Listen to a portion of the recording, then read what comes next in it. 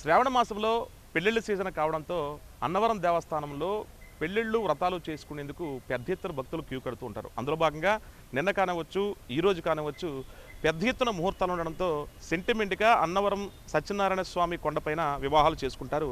ఈ ఉమ్మడి గోదావరి జిల్లాల నుంచి కాకుండా చాలామంది తెలంగాణ కానవచ్చు, ఇతర రాష్ట్రాల నుంచి వచ్చి. అయితే ఆన్లైన్లో దాదాపుగా అన్నవరం దేవస్థానం కొండపైన 500కు పైగా దేవస్థానానికి సంబంధించినటువంటి రూములు కూడా ఉన్నాయి. అయితే ఇప్పటికే ఆన్లైన్లో 450కి పైగా రూములు బుక్ అయిపోవడంతో ఇక్కడ పెళ్ళిళ్ళు చేసుకునేందుకు కళ్యాణ మండపాలు బుక్ చేసుకునే వారికి ఇక్కడ రూములు కేటాయించాల్సి ఉంటుంది. అయితే ఆన్లైన్లో 450కి పైగా రూములు బుక్ అయిపోవడంతో ఇక్కడ సిఫార్సు లెటర్లో అలాగే పెళ్లి చేసుకుని వారికి మండపం కేటాయించిన వారికి ఒక 2 రూములు కేటాయించాల్సి ఉంటుంది, పెళ్ళికొడుక్కి పెళ్ళికూతురికి.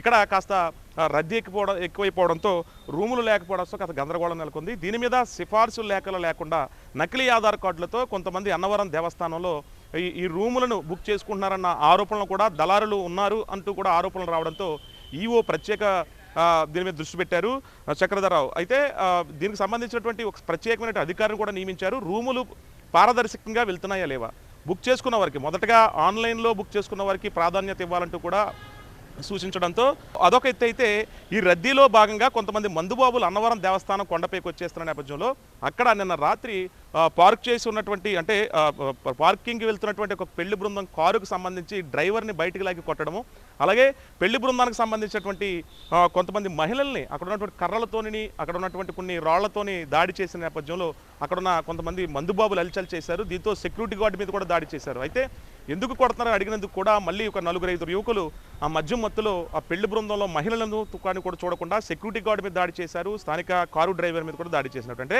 ఒక పక్క భక్తుల రద్దీ, మరో పక్క పెళ్లిళ్ళ సీజన్లు కావడంతో ఇతర రాష్ట్రాల నుంచి పక్క జిల్లాల నుంచి వచ్చినటువంటి పెళ్లి బృందాలు కానివచ్చు, ఇవన్నీ ఉంటే ఈ మందుబాబుల తాకిడితో నిన్న అన్నవరం దేవస్థానంలో ఒక్కసారిగా అలజడి నెలకొంది. ఈ నేపథ్యంలోనే దాడి చేసిన కొన్ని గంటల్లోనే అక్కడ హరిహర సదనకు సంబంధించిన ప్రాంతాల్లో కళ్యాణ మండపం వద్ద దాడి చేసిన 4 యువకులు కనిపించడంతో అక్కడున్న పెళ్లి బృందాలను పట్టుకుని స్థానిక పోలీసులకు అప్పగించారు, పోలీస్ స్టేషన్ తరలించారు. సెక్యూరిటీ గార్డుకి అప్పగించడంతో ఆ యువకులకి అంటే తప్పు చేస్తే తప్పించుకోవడానికి వీలు లేదన్న సామెత అక్కడ కరెక్ట్గా సెట్ అయింది.